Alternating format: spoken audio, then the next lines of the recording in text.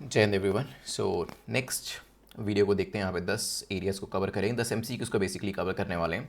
तो जल्दी से अपने टारगेट को कमेंट सेक्शन के अंदर मेंशन करिएगा। और ऑलरेडी मार्किंग स्कीम आपको पता है, for every correct answer will get 1 mark, for every incorrect answer 0। और नेगेटिव मार्किंग जो है इसके अंदर नहीं है, तो अपने टारगेट को सेट कर लीजिएगा कमेंट सेक्शन के अंदर। पहले क्वेश्चन पे चलते हैं। The first question is about citizenship of India. अभी आजकल ये जो न्यूज़ है वो काफ़ी चल रही है, बिकॉज सिटीजनशिप को लेकर, पासपोर्ट को लेकर काफ़ी सारी कंट्रोवर्सी चल रही है। तो क्वेश्चन पूछा जा सकता है, under the passport act 1967 the union government can issue a passport to a person who is not a citizen of India. क्या नॉन सिटीजन को इशू किया जा सकता है? हो सकता है। India is a single universal citizenship document issue to every citizen under citizenship act 1955। ये आपने इंडियन पॉलिटी में पढ़ा होगा। सिटीजनशिप एक्ट के अंदर क्या ऐसा कोई डॉक्यूमेंट इशू किया जाता है? और जो तरीके होते हैं वो भी आपने इस चैप्टर में पढ़ा होगा, सिटीजनशिप वाले चैप्टर के अंदर मेंशन किया होता है। Supreme court has held the burden of proving Indian citizenship, it basically lies on the person claiming है। तो कहा गया कि सुप्रीम कोर्ट जो है वो बर्डन किसके ऊपर डालती है? वो पर्सन पे डालती है कि आपको अपनी सिटीजनशिप को प्रूव करना पड़ेगा। मिनिस्ट्री ऑफ एक्सटर्नल अफेयर जो है उन्होंने क्लैरिफाई किया कि इंडियन पासपोर्ट जो है, Indian passport it is basically primarily for travel purposes. तो ये ट्रैवल के लिए तो डॉक्यूमेंट है, बट ये कोई कंक्लूसिव प्रूफ नहीं है सिटीजनशिप का। और इसके बाद ये पूरी जो सोशल मीडिया उसके ऊपर कंट्रोवर्सी एक स्टार्ट हो जाती है। और इसके अंदर भी जो SIR एक्सरसाइज है, बेसिकली ये सब चीज़ें जो कही जा रही हैं वो ऑफकोर्स इलेक्टोरल रोल्स, हमारे SIR जो स्पेशल इंटेंसिव रिवीजन चल रहा है उसके बीच में ये स्टेटमेंट आई है। सेक्शन 20 की जब हम बात करते हैं पासपोर्ट एक्ट 1967 का, तो यूनियन गवर्नमेंट कह रखा है कि चाहे तो इशू कर सकते हैं पासपोर्ट किसको? Even to the non citizens. Non citizens को भी पासपोर्ट इशू किया जा सकता है। जैसे मद्रास हाई कोर्ट की एक रूलिंग थी जिसमें कहा गया था कि जो स्टेटलेस श्रीलंकन रेफ्यूजी हैं, उस इसी की चीज़ को लेकर उसी कॉन्टेक्स्ट में जो रूलिंग थी वो भी दी गई थी। तो पब्लिक इंटरेस्ट के अंदर नॉन सिटीजन्स को पासपोर्ट इशू किया जा सकता है। अब बात आती है इसके अंदर स्टेटमेंट नंबर 2 की कि इंडिया के पास कोई ऐसा डॉक्यूमेंट है, अगर ऐसा होता तो हम सबके पास डॉक्यूमेंट वो वाला होता, बट ऐसा तो कुछ है नहीं। तो India is no single universal citizenship document.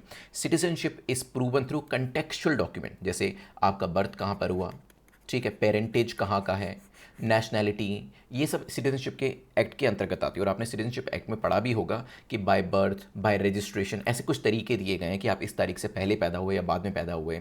तो और ये किस तरीके से हुआ कि टेरिटरी के कैप्चर होने के बाद कुछ लोग जो है उनको सिटीजनशिप मिली, कुछ लोगों को बाय बर्थ मिली, कुछ लोगों को बाद में रजिस्ट्रेशन कराना पड़ा, ये सब चीज़ें रहती हैं।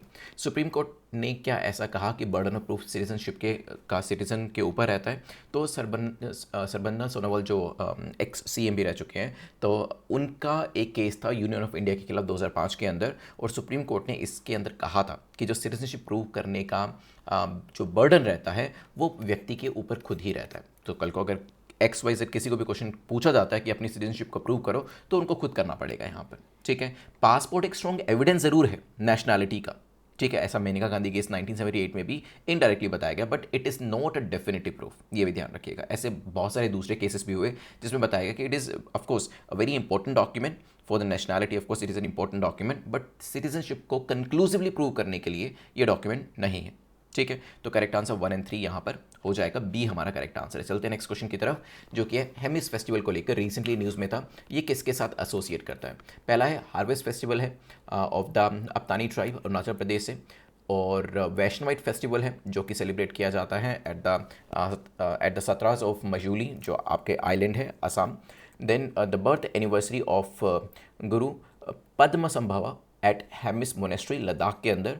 कोई बोट रेस फेस्टिवल है केरला के बैकवाटर्स के अंदर, सोचिए। सो करेक्ट आंसर इसका है the birth anniversary of Guru Padma Sambhava at Hemis monastery, जो लद्दाख के अंदर है, ठीक है। हेमिस फेस्टिवल 2026 अभी कमेंस किया गया, अभी स्टार्ट हुआ है, और ये कहाँ पे किया गया? इसी मोनेस्ट्री के अंदर, लद्दाख के अंदर किया गया है। तो वैसे करेक्ट आंसर सी है इसका, यहाँ पे लद्दाख, सी इज़ द करेक्ट आंसर, क्योंकि ये फेस्टिवल न्यूज़ में था, इस वजह से इस पर क्वेश्चन बनाया गया है। वैसे यहाँ पर क्या होता है, it is celebrated on 10th day of Tsechu month of Tibetan lunar calendar. Tibetan calendar के जो बेसिकली सीचू मंथ होता है उसके 10th डे में इसे सेलिब्रेट किया जाता है। और ये गुरु पद्म संभवा, जिन्हें बेसिकली कई बार गुरु रिनपोशे भी कहा जाता है, उनकी बर्थ एनिवर्सरी है, ठीक है। इन्हें सेकंड बुद्धा के तौर पर जो है पूजा जाता है, आप ये कह सकते हैं तिब्बतन बुद्धिज़्म के हिसाब से अगर बात करें। तो मेन अट्रैक्शन की बात अगर हम करें तो it is sacred charm mask dance llamas जो है वो यहाँ पर परफॉर्म करते हैं, ठीक है। Correct answer C. इस तरह के क्वेश्चन पूछे जाते हैं आपके आर्ट एंड कल्चर के अंदर भी, कई बार इस चीज़ को रिलेट कर दिया जाता है। नेक्स्ट क्वेश्चन देखते हैं जो कि है index of service production ISP को लेकर। आपके सामने 3 स्टेटमेंट्स हैं। It's a monthly high frequency indicator जो MoSPI ministry of stats programme implementation के द्वारा बनाया गया है और इससे सर्विसेज के बारे में पता चलता है, उसके आउटपुट के बारे में। बेस ईयर बताया गया 24-25 है और एक fixed weight Laspeyres volume index method के हिसाब से इसे बनाया गया है। डिज़ाइन जो है वो कॉम्प्लीमेंट करता है जो existing IIP index of industrial production है उसको। तो यहाँ पे 3 स्टेटमेंट्स है, सोचिए इसके बारे में। मोस्पी जो है ministry of stats programme implementation, ये लॉन्च कर रही है आईएसपी को, इंडेक्स ऑफ सर्विस प्रोडक्शन को। और कब लेके आएंगे इसे? जुलाई में, अगले ही महीने इसे लेकर आया जा रहा है। तभी न्यूज़ में था। ये सर्विस सेक्टर का एक तरीके का काउंटर पार्ट है to index of industrial production. ठीक है, तो सर्विसेज को लेकर इसमें जानकारी आपको मिलने वाली है। Monthly high frequency macro indicator measure करेंगे शॉर्ट टर्म चेंजेस कि रियल आउटपुट कितना हो रहा है सर्विस सेक्टर के अंदर। तो पहली स्टेटमेंट आपकी ठीक हो जाती है, कौन लेकर आ रहा है और क्या मेजर किया जा रहा है वो बिल्कुल ठीक है। और fixed weight less prayers volume index जो आपने इंडियन इकोनॉमी में पढ़ा होगा उसको ये कंप्लाई करता है, उसके हिसाब से कंपाइल किया गया है और जो बेस ईयर है वो भी 2024-25 है, ये भी ठीक है। और ये इंडेक्स ऑफ इंडस्ट्रियल प्रोडक्शन को कॉम्प्लीमेंट करता है। ओवरऑल इकोनॉमी की एक्टिविटी क्या है ये उसको मेजर करता है। सर्विस जो है हम जानते हैं कि हमारे जीवीए में 50% से ज़्यादा का कंट्रीब्यूशन है और सिंस 2013-14 हमें ये देखने को मिल रहा है कि कंट्रीब्यूशन लगातार ज़्यादा रहता है। इस वजह से इसको मेजर करना काफ़ी ज़रूरी है और जितना एक्यूरेटली आप मेजर कर सकें उतना अच्छा है। नेक्स्ट क्वेश्चन देखते हैं, क्वेश्चन नंबर 4 जो कि है आपका बैंगनपल्ली मैंगो को लेकर, एक मैंगो की टाइप को लेकर है। वैसे आजकल आपने देखा होगा ये वाली टाइप जो है ज़्यादा बिकती भी है, ब्लिंकिट अमेजोन वगैरह पे जब आप देखते हैं मैंगो परचेज करने के लिए ट्राई करते हैं। So this type of mango ये जीआई टैग अपने पास रखती है। पूछा ये गया है कि ये जो जीआई टैग जो दिया भी गया है, मतलब ये जो आम है ये कौन से स्टेट से आते हैं। फाइबरलेस आम होता है ये। कई बार एक टाइप आपको देखने को मिलेगी। अब नेक्स्ट टाइम आप कोई भी इस तरीके से फूड डिलीवरी ऐप के अंदर जाते हैं या फिर ये जो आपकी बेसिकली ग्रोसरी डिलीवर करते हैं जो ऐप्स, आपको वहाँ पर देखिएगा कई बार आपको बैंगनपल्ली आम जो है ये अलग से दिखाई देगा। कई बार इसके अंदर टाइप भी होती है, जैसे गोल्डन येलो एक इसकी टाइप है जो थोड़ी सी एक्सपेंसिव होती है, वो आपको देखने को मिलेगा। फाइबरलेस माना जाता है, मतलब आपको जैसे कुछ आम में धागे जो है ना वो बनते हुए रेशे जो है वो दिखाई देते हैं, इसमें ऐसा कुछ नहीं है।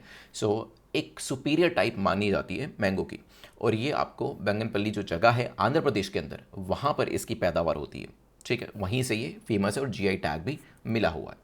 ठीक है, जीआई टैग जो है वो ऑफकोर्स बताता है कि ये एक पर्टिकुलर ज्योग्राफिकल लोकेशन के ऊपर ही उगाया जाता है या पैदा होता है। ठीक है, और इसी वजह से इसके अंदर कुछ यूनिक क्वालिटीज़ होती है, तभी यहाँ पर नाम लिखा है ज्योग्राफिकल इंडिकेशन। ठीक है, ज्योग्राफिकली एक स्पेसिफिक जगह पर उगाया जाता है और इसकी वजह से इसके अंदर कुछ यूनिक कैरेक्टरिस्टिक्स होती हैं। जैसे पहला इंडिया का जो जीआई टैग था, आपके पास 5 सेकेंड सोचिए कहाँ पे दिया या किस प्रोडक्ट को दिया गया था। ये दिया गया था दार्जिलिंग टी को। ठीक है, ऑफकोर्स यहाँ से आपको जगह का नाम भी पता चल जाता है, जैसे यहाँ से आपको जगह का नाम पता चल रहा है।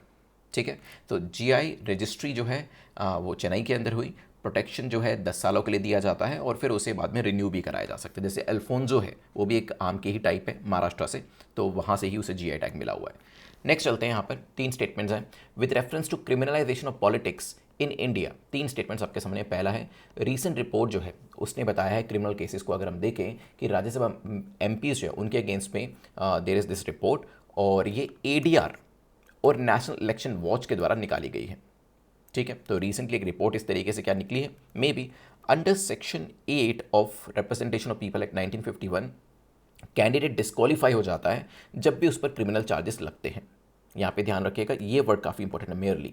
फिर एक कॉन्स्टिट्यूशन की एक 130वीं अमेंडमेंट बिल है 2025 का, जिसमें बताया गया या राजा प्रपोज किया गया कि हम क्या करेंगे, removal of minister detained in custody for 30 consecutive days for an offence punishable with imprisonment of 5 years और मोर। अगर किसी भी यहाँ पर एमपी को या मिनिस्टर को बेसिकली पकड़ा जाता है और 30 दिन तक उसे जेल में रखा जाता है, और जहाँ पर पनिशेबल ऑफेंस के लिए पनिशमेंट या इम्प्रिजमेंट 5 साल या इससे ज़्यादा हो सकती है, तो उसे रिमूव कर दिया जाएगा। क्या ऐसा कुछ प्रपोजल लेके आया गया था? 3 स्टेटमेंट्स हैं, टाइम लीजिए, लेंदी क्वेश्चन है, फिर इसका आंसर करिएगा।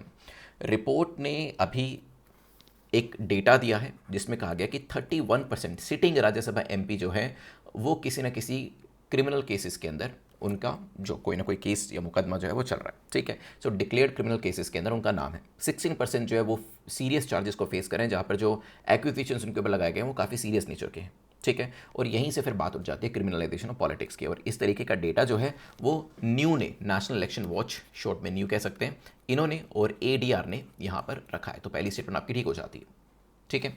अब सेकंड स्टेटमेंट को देखते हैं। यहाँ पर लिखा है कि अगर सिर्फ क्रिमिनल चार्जेस को फ्रेम कर दिया गया, क्या इसके बेसिस पे आप व्यक्ति को डिस्क्वालीफाई कर सकते हैं। बात शुरू से ही चल रही है कि जब भी कोई व्यक्ति इलेक्शन के लिए खड़ा होगा तो वहाँ पर अपोजिशन या उसके भी अपोज में, उसके अपोजिशन में जो भी व्यक्ति जो है इलेक्शन लड़ना चाह रहा है, चांसेस ये हो सकते हैं कि वो नहीं चाहता है कि ये व्यक्ति इलेक्शन लड़े। और वहाँ पर ज़्यादातर केसेस में देखने को मिलता है कि एक्यूजेशंस और फॉल्स एक्यूजेशंस भी लगाए जाते हैं। ऑफकोर्स कुछ केसेस जो हैं वो ऐसे भी ज़रूर होंगे जिसमें फाइनली रिजल्ट ये निकले कि हाँ उस व्यक्ति ने ऐसा गलत काम किया है, लेकिन बहुत सारे केसेस में ये भी देखने को मिलता है कि एक्यूजेशंस भी वहाँ पर रहते हैं। सेक्शन 8 जो रिप्रेजेंटेशन ऑफ पीपल एक्ट 1951 का है वो डिस्क्वालीफाई करता है मेंबर को ओनली ऑन द कन्विक्शन। जहाँ पर कन्विक्शन या कहीं सेंटेंस जो है वो 2 साल या उससे ज़्यादा हो जाती है, वहाँ पर उसे क्या किया जाता है, रिमूव किया जाता है, डिस्क्वालीफाई बेसिकली किया जाता है। लेकिन सिर्फ चार्ज फ्रेम करने से ऐसा नहीं होता है, ठीक है। सेकंड स्टेटमेंट आपकी गलत हो जाती है। थर्ड स्टेटमेंट को देखेंगे तो 130वीं अमेंडमेंट जो लाई गई थी या बिल जो यहाँ पे लेके आया गया था वो काफ़ी अच्छा था, जिसमें कहा गया कि रिमूवल किया जा सकता है इवन PM का भी, CM का भी, मिनिस्टर का भी, जहाँ पर उनको डिटेन किया जाता है 30 या उससे ज़्यादा दिन के लिए लगातार, और जहाँ पर पनिशेबल ऑफेंस जो है वो 5 या उससे ज़्यादा साल का होता है, ठीक है। कैंडिडेट्स जो क्रिमिनल रिकॉर्ड्स जो रखते हैं उसमें रादर ये भी देखने को मिला है कि they have a high earning rate, ऐसा भी डेटा बाहर निकल कर आया। तो इसमें तो फिर लोगों को भी कहीं ना कहीं सोचने की ज़रूरत है। खैर यहाँ पे करेक्ट आंसर क्या हो जाएगा, B हमारा करेक्ट आंसर हो जाएगा। चलते हैं यहाँ से आगे नेक्स्ट क्वेश्चन की तरफ। लेक लार्ज कैबल लाचेर सी भी कहा जाता है, रिसेंटली न्यूज़ में थी। इसमें एक बेसिकली एक वोल्केनिक कैल्ड्रा लेक है जो कि पूछा गया कि कौन से देश के अंदर है, क्या ये जर्मनी में है, आइसलैंड में है, इटली में है या फिर न्यूजीलैंड में है। सो लेक लार्ज या फिर लाचेर सी अभी रिसेंटली न्यूज़ में था, क्योंकि यहाँ पर बताया गया कि जो CO2 लेवल है वो बढ़ रहा है, ठीक है, क्योंकि लगातार वोल्केनिक एक्टिविटी हमें यहाँ पर देखने को मिल रही है, जिसकी वजह से ऑफकोर्स कुछ इस तरीके से बादल वगैरह यहाँ से बनते होंगे CO2 के, जो भी गैसेस यहाँ पे निकलती हैं, और इस वजह से ये न्यूज़ में आए। वोल्केनिक जो कैल्ड्रा लेक है ये आपको राइनलैंड और पैलाटिनेट जर्मनी के अंदर मिलेगी। लार्जेस्ट लेक है उस स्टेट के अंदर, और वैसे डेप्थ देखे तो 53 मीटर के आसपास है, बट इतना ज़्यादा नहीं पूछा जाता है, तो यहाँ पे लोकेशन आपको पता होनी चाहिए क्योंकि ये न्यूज़ में थी, दैट्स इट, ठीक है। और मैसिव इरप्शन 13,000 साल पहले हुआ था, तो जो यहाँ पर रिसर्च है उसे पता चलता है कि तब ये बेसिकली फॉर्म हुई थी, और अभी दोबारा से वोल्केनिक एक्टिविटी की वजह से न्यूज़ में है।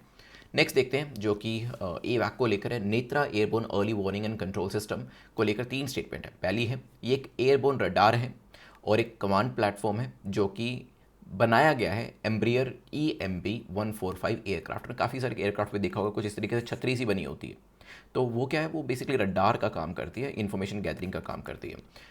ये जो डेवलप किया गया इंडिजिनसली किया गया, और किसने बनाया, कैप्स ने, और DRDO की बेसिकली लैब है ये बेंगलुरु के अंदर, जिसका नाम है centre for airborne system.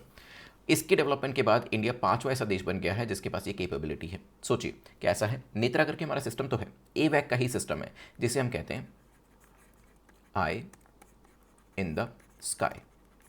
I in the sky से कहा जाता है, तो उससे भी थोड़ा आइडिया लग जाएगा कि हाँ इस तरीके का सिस्टम बनाया गया है, एयरक्राफ्ट पे उसे लगाया गया है, DRDO की लैब ने ही बनाया। और हम अगर बात करें अपनी, तो हम 5वें ऐसे देश बन चुके हैं अब जिनके पास ये कैपेबिलिटी है। हमसे पहले 4 देश कौन से हैं, देखो 2-3 नाम सोचना तो बहुत आसान है, काफ़ी बड़े बड़े देश है, लेकिन हमसे पहले चारों का नाम बताना मुश्किल है। तो देखते हैं कितने लोग कमेंट सेक्शन में बता पाते हैं, तो कोशिश ज़रूर करिएगा चारों देश के नाम बताने की जिन्होंने हमसे पहले इस कैपेबिलिटी को हासिल किया। मैं फिर से बता रहा हूँ, एक देश का नाम बताना, 2 का बताना, 3 का बताना आसान है, चारों देश का नाम बताना मुश्किल है। एक का तो चलो वैसे सबसे आसान यही है कि US ने तो बनाया ही होगा, बाकी 2 भी कंपेरेटिवली आसान है, बट लेकिन हाँ चौथा देश जो है वो देखिएगा कितने नाम आप यहाँ पे आंसर कर पाते हैं।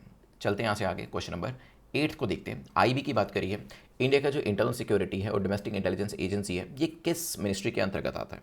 यहाँ पे कन्फ्यूजन हो सकता है क्योंकि जो ऑप्शन है वो इस तरीके से सेट करें, डिफेंस मिनिस्ट्री, PMO के अंडर, होम मिनिस्ट्री या एक्सटर्नल अफेयर। सोचिए। ओके, अब ये आपके लिए जाना ज़रूरी भी है क्योंकि आगे जाकर जब आप भी IPS बनते हैं तो वहाँ पर पोस्टिंग्स इस तरीके से होती है। जैसे अभी मिस्टर महेश दीक्षित है, mister Mahesh Dikshit IPS batch 1993 के ऑफिसर हैं, और आंध्र प्रदेश काडा से आते हैं। इन्हें अपॉइंट किया गया director of intelligence bureau. Intelligence bureau के अंदर वो डायरेक्टर बने हैं, 2 साल का टेन्योर रहता है। और तपन कुमार डेका जो थे पहले, उनको इन्होंने रिप्लेस किया है। आईबी एक इंटरनल सिक्योरिटी डोमेस्टिक इंटेलिजेंस की एजेंसी है जो कि गृह मंत्रालय के अंतर्गत काम करती है। So it works under the home ministry, ये भी ध्यान रखिएगा। And it is trace to the central special branch 1887। जो अकाउंट्स हैं इसके basically originally Charles MacGregor major general जो हुआ करते थे, वहाँ से ऑफकोर्स ये पूरा ब्रेन चाइल्ड जो निकल कर आया, राइट। तो टेररिज्म को लेकर इन्फॉर्मेशन गैदरिंग करना, इंटेलिजेंस कलेक्शन करना, क्रिटिकल इंफ्रास्ट्रक्चर प्रोटेक्शन, ये सब चीज़ें इसके अंतर्गत आती है। करेक्ट आंसर हो जाएगा सी। नेक्स्ट देखिएगा, with reference to senna spectabilis consider the following statement. तो यहाँ पर बेसिकली एक स्पीसीज़ को लेकर क्वेश्चन है। ये एक ट्री की स्पीसीज़ है, ट्रॉपिकल अमेरिका में मिलती है और फैमिली भी यहाँ पर दी गई है। ये एक इन्वेजिव स्पीसीज़ है और ये बेसिकली फॉर्म होती है डेंस थिकेट से और नेटिव वेजिटेशन को सप्रेस कर देती है। क्रिटिकली एंडेंजर्ड है, अगर हम IUCN स्टेटस की बात करते हैं वेस्टर्न घाट इंडिया के अंदर आपको मिल जाएगी। सो सेनास्पेक्टेबल जो है ये एक इन्वेजिव एलियन स्पीसीज़ है जो कि नेटिव वेजिटेशन को कहीं ना कहीं खतरा पहुंचाती है। और ये हमने देखा भी है कि जब भी हम इस तरीके की स्पीसीज़ की बात करते हैं, ये कहते हैं कि इन्वेजिव स्पीसीज़ जो होती है, जो एग्जिस्टिंग आपकी स्पीसीज़ है जिसे हम नेटिव वेजिटेशन कहते हैं, उसको कहीं ना कहीं नुकसान होता है। और एक फ्लावरिंग ट्री है, ट्रॉपिकल अमेरिका से आता है और फैमिली का नाम भी यहाँ पर करेक्ट दिया हुआ है। It has turned invasive forming dense and sterile thickets. और इसकी वजह से जो हमारे खुद के प्लांट्स हैं वो चोक हो रहे हैं, उनको बेसिकली सर्वाइव करने का मौका नहीं मिल रहा है, ठीक है। और ये क्या करते हैं, सॉइल की केमिस्ट्री को भी इस तरीके से चेंज करते हैं कि हमारा नेटिव वेजिटेशन जो है वो सर्वाइव नहीं कर पाता। इसी वजह से सेकंड स्टेटमेंट आपकी ठीक हो जाती है। तीसरी स्टेटमेंट की बात करें, so it is an introduced invasive species not an endangered endemic of western Ghat, ठीक है। तो यहाँ पे जो एंडेंजर्ड जो स्पीसीज़ बताई क्रिटिकली एंडेंजर्ड वो गलत हो जाता है और इंट्रोड्यूस्ड इन्वेजिव स्पीसीज़ है, ये भी ध्यान रखिएगा। Grown as an ornamental for its bright yellow colour का आपको फ्लावर्स जो है वो इसमें दिख जाते हैं, जो कि ऑफकोर्स एग्जिस्टिंग वेजिटेशन को पसंद नहीं आते। करेक्ट आंसर आपका हो जाएगा ए। लास्ट क्वेश्चन को देखते हैं, फिर अपने मार्क्स लिखिएगा कमेंट सेक्शन के अंदर। लास्ट क्वेश्चन पूछ रहा है MSME डे को लेकर, micro small medium enterprise day को लेकर यहाँ पर पूछा गया है कि इसे ऑब्जर्व किया गया है to recognize the role of micro small and medium enterprises. ये कब सेलिब्रेट किया जाता है, ऑब्जर्व किया जाता है। अब ये फैक्चुअल क्वेश्चन है, PCS के लिए तो काफ़ी इंपॉर्टेंट है, लेकिन UPSC U stands for unpredictability या अनप्रडिक्टेबल, तो एग्जाम को क्योंकि इस तरीके का, तो हमें फिर फैक्चुअल चीज़ें भी करके चलनी है।